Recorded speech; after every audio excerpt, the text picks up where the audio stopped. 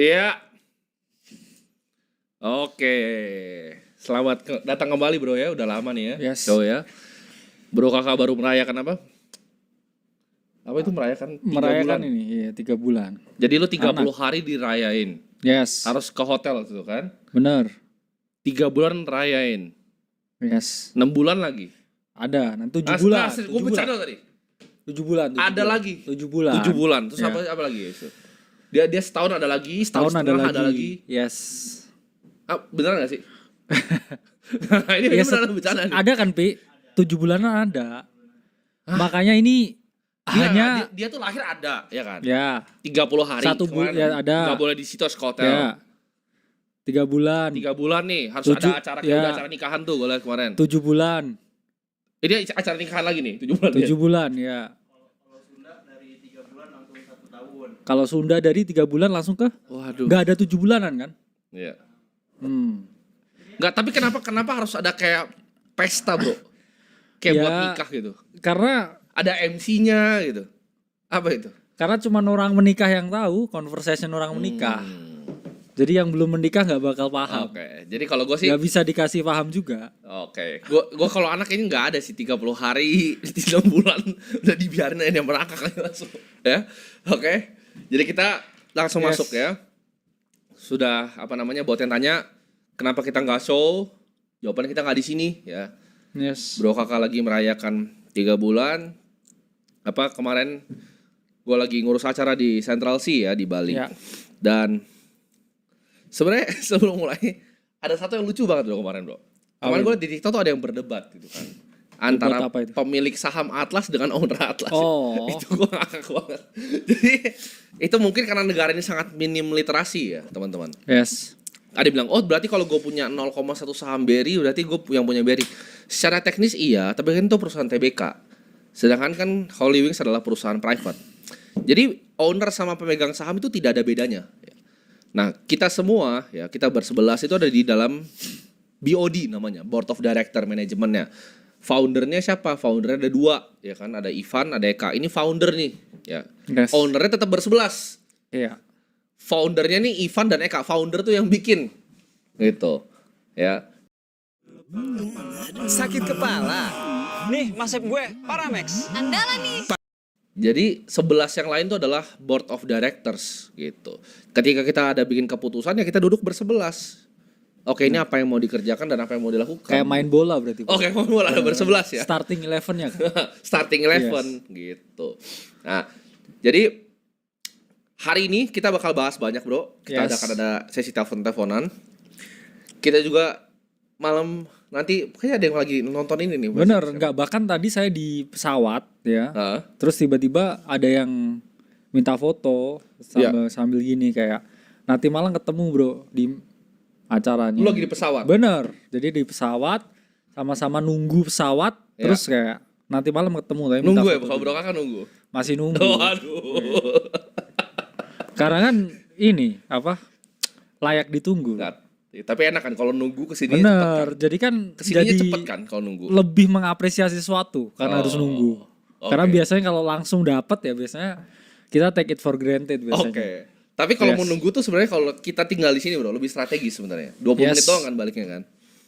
Nah, jadi teman-teman mungkin banyak yang punya banyak pertanyaan. Jadi silakan tanya di chat ya bro ya. Kalau mau Ya. tanya tentang financial market, tentang keuangan tuh silakan tanya di chat.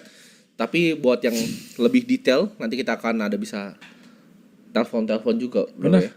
Tapi sebelum kita masuk mungkin kita coba ke penelpon yang pertama ya sambil ntar kita bahas Iya. materi-materi yang pengen kita bahas. Ayo kita masuk ke penelpon pertama. Halo, sore. Ya, sore. Sore? Coba dikencengin. Kedengaran ya? Ya. Kenapa Halo, gue tulis sore halo. di sini?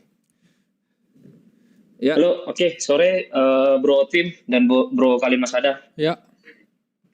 Perkenalkan nama gua Prayoga, 30 tahun. Gua sudah berkeluarga, Ya. punya anak 1. Lokasi gua di Batam. Ya. Kebetulan gua member AC juga. Oke. Ya. Profesi gua sekarang business owner. Oke. Bisnis apa? Oke, gua mau jelasin dikit bisnis gua. Jadi bisnis gua ini di bidang sportswear distributor ya. Jadi Oke. gua itu distribusi pakaian olahraga, mainly di produknya itu jersey bro. Oke. Tapi itu kita on demand, jadi kita nggak stok, jadi kita based on customer. Bisa pesen nih saya jersey ya. Iya, itu kita supply-nya di Singapura bro, Oke. customer-nya. Jadi yang agak unik ya, jadi gua sekarang lagi running 2 perusahaan bro. Jadi yang di Indonesia, gua ada PT, itu untuk operatingnya. Jadi gua di Singapura full remote, jadi semua karyawan itu di Indonesia untuk operatingnya, desain, admin segala macam. Dan yang di Singapura, gua running private limited, ada perusahaan gua juga, itu Ya. khusus untuk distribusi barang ya, sales-nya. Oke. Oke, jadi sekarang untuk omset itu kita di 400 juta average-nya tiap bulan. Ya. Itu kita OPEX-nya segala macam ya, sama COGS dan tax itu kita 250 juta. Jadi kita intinya tiap bulan itu bisa ada free cash flow sekitar 100 juta. Mantap. Oke, jadi untuk pribadi, jadi gua ambil gaji itu 20 juta. Oke. Gua ambil dari perusahaan gua yang di Indonesia, yang PT. Dan pengeluaran gua juga segitu, 20 juta. Jadi gua ambil gaji pas-pasan aja Ya. di perusahaan gua yang Indonesia. Hutang gua nggak ada, 0. Rumah KPR gua nggak ada sama sekali, 0 semua. Jadi untuk tangganya, kalau gua ikutin tangga ternak uang ya, mungkin gua sekarang udah tangga ke-6 nih bro ya, karena gua Ya. kan nggak ada KPR nih. Jadi Ya. gua mungkin langsung ke pendidikan anak, ini mungkin gua langsung ke 6 berarti. Ya. Nah, jadi target gua yang pertama, gua mau siapin pendidikan anak ini 5 miliar Ya. untuk sampai ke degree. Tapi ini gua masih bingung bro. Gua ada opsi untuk mana gua ini di Singapura atau di Batam aja, Indonesia. Gua masih bingung, masih di mana. Tapi budgetnya segitu, 5 miliar. Untuk target berikutnya, berarti gue langsung ke tangga terakhir ya, ke-7 itu berarti ya gue gulung investment gue lah sebanyak-banyaknya. Oke. Oke, untuk dana investasi gue sekarang, itu profil resiko gue sebenarnya agresif, karena dulu gue sempat ada exposure juga di MSTR, dan Palantir juga, gue lihat dari Brotin. Pokoknya Brotin kemarin posting, gue langsung beli juga, dia Waduh, jual, itu gue tinggi jual banget juga. harganya. Jadi gue ikutin, tapi udah gue jual semua bro, udah gain 100% lah itu. Oke. Nah untuk sekarang posisi gua itu gua ada dana daruratnya semua 200 juta. Ini sebenarnya SGD ya bro, tapi gua bikin rupiah aja biar gampang. Itu ada 200 juta di money market fund, di produknya Fullerton Cash Fund Oke. Singapura. Terus gua ada di ETF si SPX, S&P-nya domisili Ireland ada 50 juta. Ya.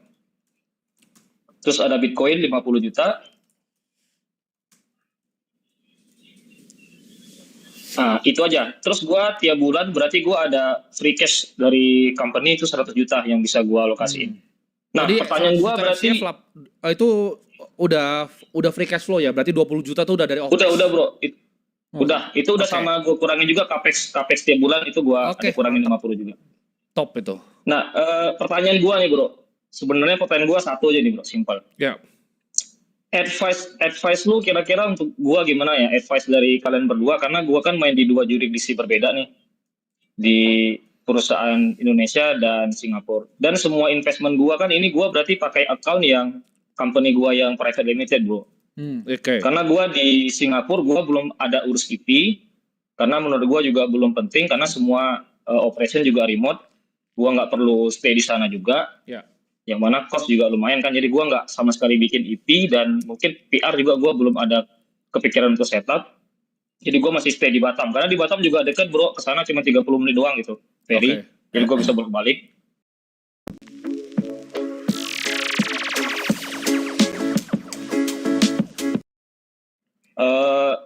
Terus dengan kondisi gua sekarang ini yang udah gua lakuin ini, kira-kira gimana bro? Ada nggak advice atau mungkin kungfu lah bro, gimana cara biar lebih efisien dan lebih hemat gua secara pajak dan segala macam?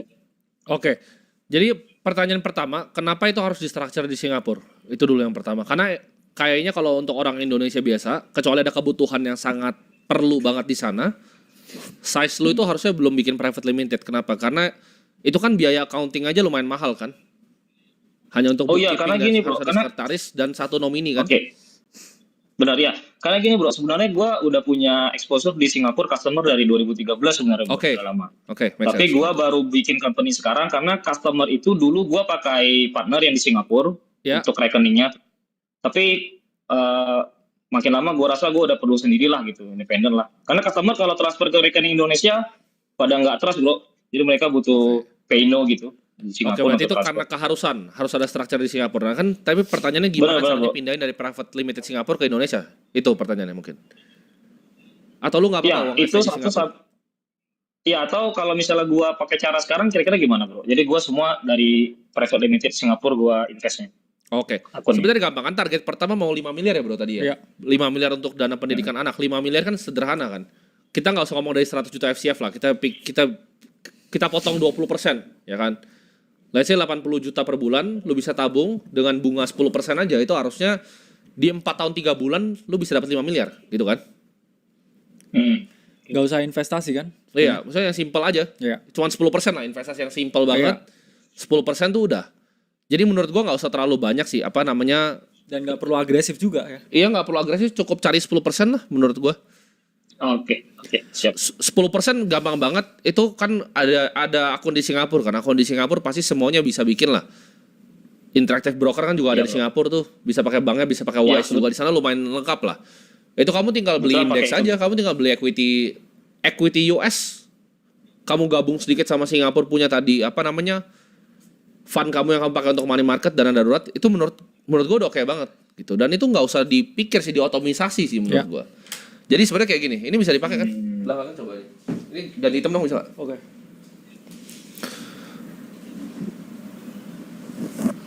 Udah nih, jadi hitam nah kan. Basically kan dia punya apa namanya? Oh ini nggak kedengeran nih kalau gini, harus dibawa ya. Mic-nya. Gimana nih? Oke. Wis dipakein gua. Jadi begini ya. Kayak bisa begini nih. Gini kan? Ini bisa cat. Lah mati kok mati nih. Gimana nih? Tadi gua tutup malah mati. Pencet lagi ya? Yang tadi. Yang mana? Oke. Intinya dia punya. Ini kedengaran nggak semuanya? Coba kita tanya chat dulu, kedengaran nggak? Sorry teman-teman, ini baru pertama kita pakai layar canggih ini, ya. Baru pertama pakai layar canggih. Siap, bro. Kedengaran semuanya? Yang ini? Kedengaran bro. Oke, siap. Dia kan punya PT LTD nih. Dia punya PT Indonesia. Ini bisa 100 juta ya kan, FCF. Ini gue diskon 20% ya. Jadi 80 juta per bulan. Nah ini diotomisasi. Lo bisa langsung bagi aja simple. Lo bikin gini nih. 50 juta US equity. Nah ini lo bagi saya 30 juta.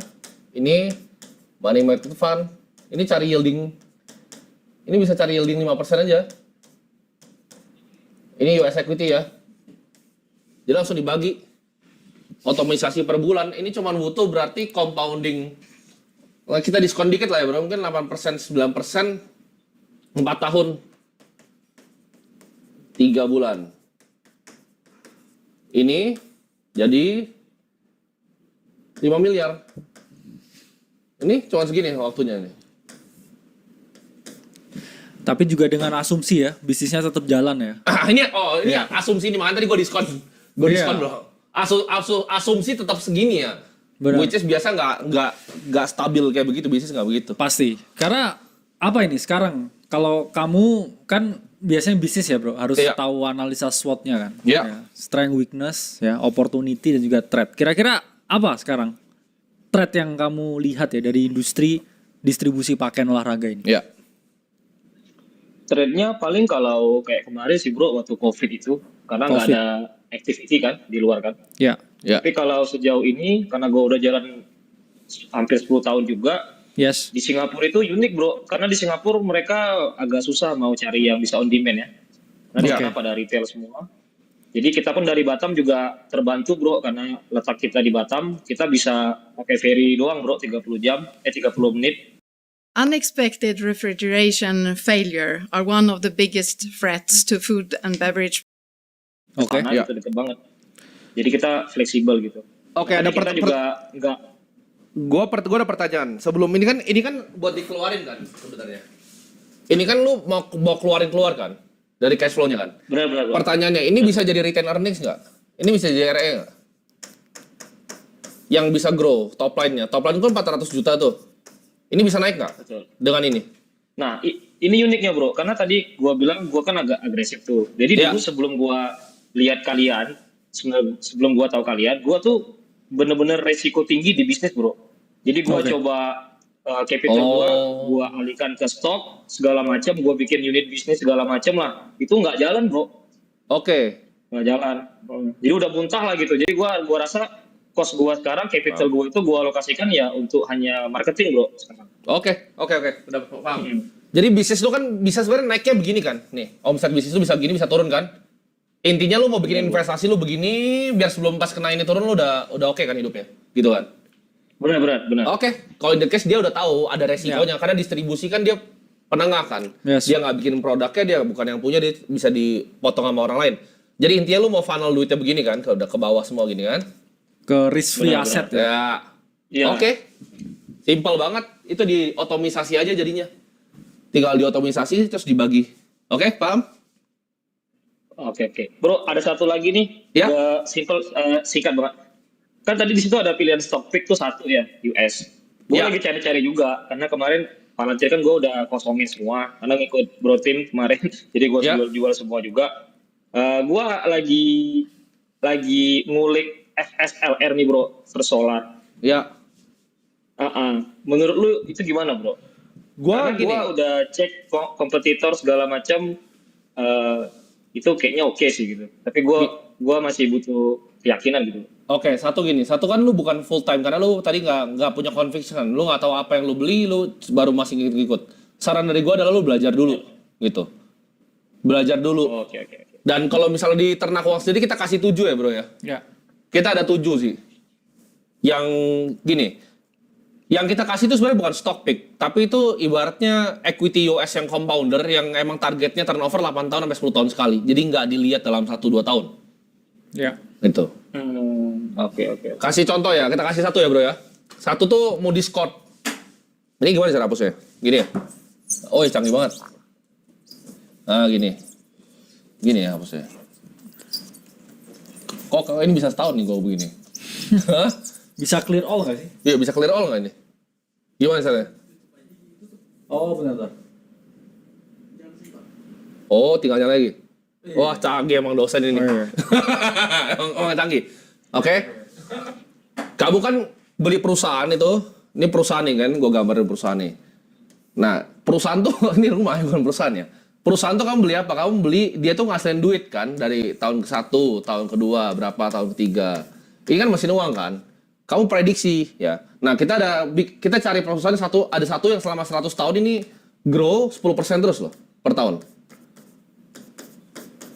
Ini 10% terus dia. Selama ini udah 100 tahun nih. Nah, perusahaan namanya Moody's Corp. Ini rating agency kalau kalian tahu. Ini selama 100 tahun revenue naik 10% konsisten tahun ke tahun ya. Jadi ini salah satu saham compounder yang ada di portfolio kita dan ini di portfolio Warren Buffett juga. Jadi kita nggak ribet gitu. Kalau play kayak MSTR dan lain-lain itu emang kita tahu momentumnya kapan. Tapi kalau untuk yang seperti ini kita hold for very long time gitu. Salah satunya ini dan kita ada 6 yang lain ya bro ya. Yes. Tapi itu ada di dalam ternak uang ya, ada di platformnya. Dan kayaknya kita ajarin juga bro caranya DCF. Coba lu bisa share screen kali di sini. Oke. Nah. Oke. Coba dibuka tuh discounted cash flow. Ya. Nah, ini kalau misalnya bro nanti belajar, kita ada secara detail banget. Jadi ini valuasi yang dipakai sama semua hedge fund ya, semua Yes. Warren Buffett. Jadi lu mendiskon arus kas masa depan perusahaan gitu. Nah, itu dia. Ya. Jadi ini adalah materi yang kita ajarin di dalam. Kalau kita jelasin di sini mungkin nanti kelarnya nanti malam, bro. Iya, karena ini modulnya juga Satu aja udah sama, panjang iya. ya. Kelarin nanti malam gitu. Kalau kita kelarin sekarang, jadi itu dulu ya mungkin untuk bro kita yang satu ini. yes. Prayoga, semoga Oke, bantu bro. ya. Thank you bro, thank you. Oke, mantap. Jadi tutup lagi nih. Ini, nah, Nah, terus gimana nih nyalain lo? ini. Oh, dosen beda. Oke, lanjut. Penanya kedua. Bom, vamos lá. Se você clicou aqui é porque você quer entender também e aprender com isso.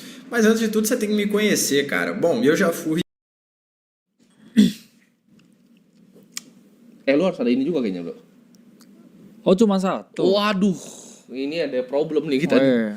Oh, udahlah. Ya udahlah. Oke, lanjut. Jawab pertanyaan kedua. Sore. Ya, sore. Oke. Selamat sore bro, tim dan kakak. Yes. Perkenalkan, saya Steven, Oke. usia 36 tahun, kerja di bidang finance, startup di Jakarta. Saat ini sedang sabbatical ya. Ya. Terus profil dana darurat udah 6 kali bulan. Kemudian liquid asset berupa cash dalam US dollar sekitar 400k. 400 USD. Kemudian 400 ribu USD ya? ya 400k US dollar. Oh, Oke. Kemudian Sekitar 6 M ya? investasinya investasinya di MSTR, di MicroStrategy saham sekitar 100k USD Oke. juga. Nice. Oke. Ya targetnya sih growing liquid Entry-nya di assetnya berapa ya. MSTR-nya? Oh, MSTR-nya sih sempat keluar masuk gitu. Cuman Oke. yang keluar terakhir ini masuk terakhir memang agak tinggi sih di 380 gitu. Oke. Terus targetnya sih growing liquid asset ini targetnya ada dari 500 let's say ke 50% gitu ya. Assuming riding the wave di Bitcoin di tahun ini misalkan gitu. Ya. Jadi ada kenaikan 20 sampai 40% gitu. Nah, pertanyaannya ada dua sih. Yang pertama, untuk growing si liquid cash tadi itu Ya. riding the wave-nya Bitcoin, misalkan dari yang MSTR kan di 100k. Kalau misalkan saya top up all in gitu ya, misalkan yang cash itu ke MSTR untuk dapetin ya senaiknya mungkin 20 hingga 30% gitu sampai Q4 kemudian exit. Karena considering kan si MSTR ini dia bakal masuk ke Racing terus kan? S&P 500 Ya. sama QT kan Ya. riset positif. Nah, apakah itu something yang recommended nggak ya? Kalau untuk sampai Q4 aja terus exit gitu, all in di MSTR. Oke. Ya itu yang pertama sih. Oke. Oh ya, jawab dulu atau lanjut yang kedua pertanyaan? Nih gitu gue jawab dulu ya, MSR ya. Ini gue kasih ini kedengeran dari mic ya. Gue kasih analogi sederhana Dengar. ya. Kemarin Korea ini temen gimana caranya? Oh, ini udah dari dia. Ditemen harus ditemenin. Nah, MSTR tuh ibarat gini. Ini kalau tadi kan perusahaan gue bikin rumah deh, ya kan. Rumah nih harganya 400 juta, ya kan. Nah, rumahnya ini harganya naik jadi 500 juta. Ini ada keuntungan berapa? 100 juta, ya kan? Juta. Ya. Nah, rumahnya ini kan value 500 juta. MSTR itu rumahnya harganya 1,5 miliar sekarang. Iya. Harganya 1,5 miliar rumahnya.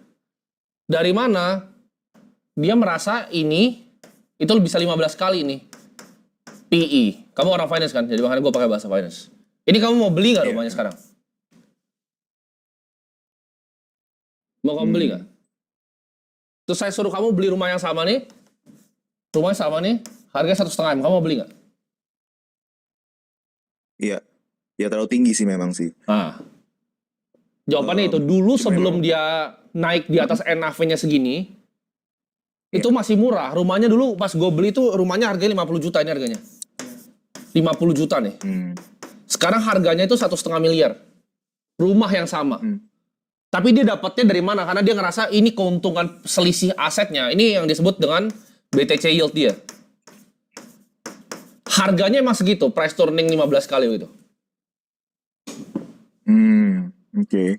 Nggak worth it. Apa ada probability kalau misalkan Bitcoin naik ke 20%, apakah MSCI akan most likely naik 20% juga gitu? Bisa Karena lebih kalau tinggi dari karena historical dia karena selalu- gini, dengan sistem ini ketika Bitcoin naiknya begini ya, MSTR akan begini. Dia betanya itu pasti di atas 1. Dia pasti selalu Iya, lebih di atas tinggi 1. betanya dibanding Bitcoin. Karena dia ngincer ini. Dia ngincer Bitcoin yield ini. Smartwatch ini tuh lebih baik daripada Apple Watch, tapi lebih terjangkau. Baterainya lebih awet, fiturnya lebih Gitu. Jawabannya gue nggak akan beli rumahnya, gue beli underlying tanahnya, gue beli Bitcoinnya aja. Gue di sini aja. Dulu ketika ini masih murah banget kan gue udah bilang bro, ini dari 2022, itu rumahnya masih 50 juta. Tapi kalau lu mau kasih gue rumahnya 1,5 miliar, gue nggak mau. Ya apalagi sekarang dengan dia punya risiko ya racing bonds ya. Iya, dia bikin banyak Additional banget risk kan. juga tambahan. Dan gue agak kurang suka ketika sudah mulai banyak apa namanya Orang yang punya game plan yang sama Sailor kan. satu game plan sama berarti kan alfanya udah mulai hilang. Kedua banyak ETF aneh kayak misalnya MSTX gitu. Yang ini kan udah begini nih, dia 2 kali leverage lagi nih MSTX namanya. Iya itu kalau ada event ya yang unfortunate di market kan Meledak. semuanya hilang guys. Iya kan? Meledak, jangan ambil yang bisa meledak. Ya makanya kita ngomong ya apa risiko di kripto di Bitcoin sekarang tinggi ya sebenarnya juga karena banyak kita mau parasit yang ngikutin ya Iya, gamenya begini. Sailor. Jadi yang awalnya setuju tuh ya 2022 2023 masih so much alpha ya. Masih banyak, masih 50 Ya. juta di rumahnya. Ya, maksudnya dipakai Sailor juga kayak works ya. Dan Iya. kamu kan orang finance di bidang apa? Kamu ya pertama ya kamu orang finance harusnya kan kamu ngerti managing risk juga. Iya. Dua, duit yang kamu pegang ya sekitar di bawah 10 M ya, di atas 5 M juga tapi Iya. consider gede juga, relatif Betul. gede. Jadi kenapa kamu kayak mau coba ya timing market perfectly terus dapat kayak sedotan terakhir gitu di Betul. sisa cycle ini ya, yang belum pasti juga loh maksudnya. Betul. Jadi Dengan risiko ya drawdown-nya bisa hilang setengah duitnya. betul. Sebenarnya sederhana sih kalau kamu mau itu ya kita selalu ngajarin otomatisasi investasi kan ini portfolio nih ya kan. Iya. Ini 50%. Misalnya ini kamu cari ini misalnya equity. Ya kan ini sisanya nih kita kasih ini cash nih misalnya nih. Cash atau cash equivalent. Ini ya udah lu masuk misalnya Bitcoin kalau lu emang suka. Nah, 30% gitu. 30% nih. 20 50. Gini aja nih. Punya duit nih dari hasil kerja tembak sini. Punya duit tembak sini. Gak harus Q4 juga kan targetnya dapetin duitnya ya. Iya. Karena ya ujung-ujungnya yang coba timing the market ya kadang emang Kebakar. bakar. Karena logika sederhana ini aja banyak yang nggak ngerti yang beli MSR. Kalau gua kasih di rumah lu pada nggak ada yang mau beli kan. Tapi MSR kok mau dibeli masa keuntungan selisih aset tuh jadi earnings lu terus lu kali begini PI kan nggak gitu cara valuasi. Gitu. Iya. Dulu ini PI-nya di bawah 1. Iya. Dulu di bawah 1. Jadi gua nggak suka kayak Bitcoin yield yang di bawahnya tuh gua kurang suka dan banyak ETF yang tuh high leverage bro yang kayak Defiance Capital punya MSTX Ya. terlalu apa ya? Overcrowded trade namanya. Dan kalau lu perhatiin, MSTR kamu tahu nggak holdernya siapa aja? Kamu tahu big holder MSTR nggak nih? Gue bukain. Halo? Halo, yes. Tahu nggak big holder MSTR siapa aja? Big holder. Apa itu? MSR. BlackRock. Kalau itu kan udah pasti, tapi kan itu dari passive ETF. Kamu tahu big holdernya siapa nggak? Holder selain kita nggak ngomong ETF ya, karena ETF kan dia flow masuk kan dari MSCI World segala macam. Di luar Vanguard, BlackRock sama yang gede-gede. Keempat deh, setelah BlackRock siapa? Tahu nggak? Oh nggak tahu. Jane Street. Nah lu mau lawan dia nggak? Dia yang punya barang lu, baru kena bro kemarin eksploitasi Iya. dia punya market 70 triliun rupiah. Ini lawan pertama lu tuh, Jane Street, ya kan? Kedua, lawan lu, Norges Bank. Nah lu mau lawan dia nggak? Lu mau lawan Nikolai nggak? Gua rasa gini, gua kalau isi barang-barangnya tuh terlalu apa namanya? Orang-orang yang gua nggak mau lawan. Karena itu kalau mereka banting dua itu ya banting selesai. Sebenarnya kayak Kau jangan cuci piring mereka. inilah mau gulat lawan John Cena atau enggak gitu. Iya, mau gulat lawan John Cena atau enggak, jangan. Kecuali Iya. lawan berantemnya anak Oke. SD kan. Ah, iya, betul. Karena ya teman-teman di investasi juga sama juga ya. Ya, ini buat Steven ya. Kamu kan harus cari yang namanya asymmetric bet. Karena risk to rewardnya ya kalau kamu ngomong dengan play yang coba kamu mainin sekarang itu kurang ya. Asymmetric. Ini salah ini ya, Bro. Salah pencet nih. Gimana nih baliknya? Uptek banget itu. Hah? Ini begaris sekarang. Ini. Ini nyala. Oh bukan, mati. Ini dia. Oh, oke. Kamu harus fokus di yang namanya asymmetric bet ya. Kita kan ngomong ya ada yang namanya risk to reward ratio ya. Kalau kamu beli MSTR di 2023, ini risk to rewardnya begini tuh ya. Ini risknya ya, ini rewardnya nih. Oke. Tapi kalau kamu masuk sekarang ya, ini riskmu tuh segini ya. Gue sama kayak Arab, maksudnya kalau lu mau ambil konten gue plek-ketiplek ya nggak apa-apa juga. Mau ada konten podcast, Potensi rewardnya tuh cuma segini mungkin.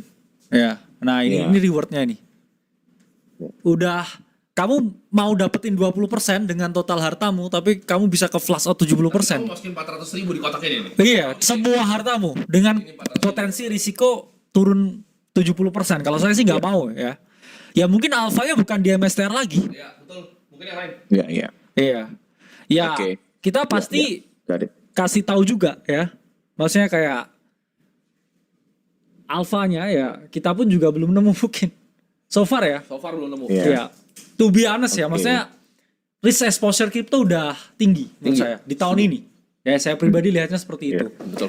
Jadi ya, ngapain kamu kayak semua hartamu kamu taruh di satu tempat yang tuh bisa turun 70%. Saya sih Nggak wise ya. ya nggak wise Iya. buat dapetin 20% Iya. tuh Iya, kayak itu nyedot plan. ya. Rokok yang udah mulai kebakar itu. Iya benar. Putung-putungnya yang terakhir tuh Yang terakhir jangan. udah mau panas-panas dikit tuh kayak kamu masih ada satu nih terus api tuh keluar Iya. di mulutmu nanti. Cuci piring nanti kamu, jangan. Iya. Risknya tinggi.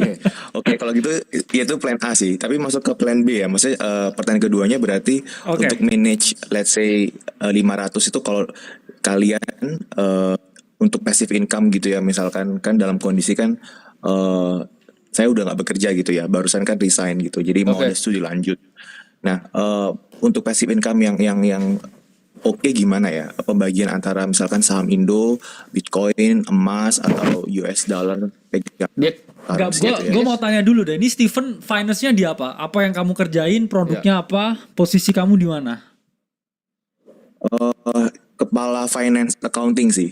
Oke, Jadi di lebih perusahaan? ke operational perusahaan ya. Jadi handle corporate strategy, operational gitu-gitu. Cuman memang kalau untuk ini ke personal finance ya jatuhnya. Iya. Jadi bukan terlalu corporate finance gitu. Oke. Cuman mau tahu dari pandang kalian sih, kalau kalian gimana gitu ya? Oke. planning. Ini gua akan sarankan lo, ini main di equity. Ini terserah ya, teksnya mau juga mau oke. indeks atau nyari sendiri karena lu kan punya kemampuan di bidang finance ya. Iya. Jadi harusnya lu bisa buka laporan keuangan lebih baik dibanding Iya. teman-teman yang lain. Ini boleh kalau untuk lu boleh individual stock 50%. Ini karena lu suka kayaknya Bitcoin, boleh nih Bitcoin 30%, nggak ada salahnya. Oke, 30% ya Bitcoin ya. Terus 20% nggak usah ribet, udah money market fund. Ya main portfolio allocating kan? Ya udah Dari- sederhana. Karena alokasi porto tuh kadang lebih penting. Setuju. Gini yang teman-teman pada nggak paham ya. Banyak bro yang nanya gue, IPO hari ini gue ikut nggak? Jawabannya enggak. Kenapa gue nggak akan pernah ikut IPO? Gue mau masuk misalnya 100 miliar pun dapetnya cuma sedikit bro. Itu nggak akan gerak Merubah. di portofolio Iya. gue. Nggak bakal jalan kemana-mana IPO-nya. Jadi teman-teman, nah ini kalau market emerging market kayak Indonesia ya, jeleknya gini, ketika ada IPO yang katanya hot, equity-nya dari misalnya blue chip stocknya itu kering dipindahin semua sama mereka. Dijual sama mereka di harga rugi, mereka masukin ke IPO cuma dapat dikit terus mereka euforia cuma buat instastory. Jawabannya bukan kayak gitu cara investasi, tapi yang penting itu ini aset alokasi kamu. Gitu. Dari kan kamu udah 400.000 nih, kamu tinggal bagi kan 400 sampai 500.000 kan. Tinggal dibagi langsung. Udah. Equity berapa? 2,5, sisa berapa langsung dibagi. Ya. Gitu. Sederhana aja. 50 30 20, 50 equity. Nah, ini terserah nih. Ini mau dibagi tengahnya lagi boleh nih. Misalnya ini Indo. Lu suka ini US nih. Boleh gitu. Oke. Tergantung preferensi kamu dan apa tingkat kamu punya profil resiko juga. paling mau confirm tuh untuk US berarti paling ada exposure untuk tax yang lebih tinggi ya atas capital gain-nya ya ke PPh 21. Iya, Oh, sudah juga. pasti. Pasti. Sudah pasti. Kecuali kamu Oke. punya yang kayak tadi, kamu punya entitas di luar negeri. Iya. Oke. Kamu bisa juga full Indo equity itu juga nggak masalah. Iya. Iya. All Indo ya. Bitcoin, gold. Oke. Ya. Ya Oke. so far cukup sih clear kalau gitu. Siap. Thank you ya bro tim. Keren. Bro kakak. Ya. Keren. Gimana? Ya. Congrats, thank you. Steven. Ya. Congrats. Oke, kita ke next pertanyaan, Iya. bro. Masih ada berapa lagi nih kayaknya? Masih 3. Berapa? 5 lagi ya? 5 lagi, oke. Oke. Kita percepat nanti. Oke. Enggak, ntar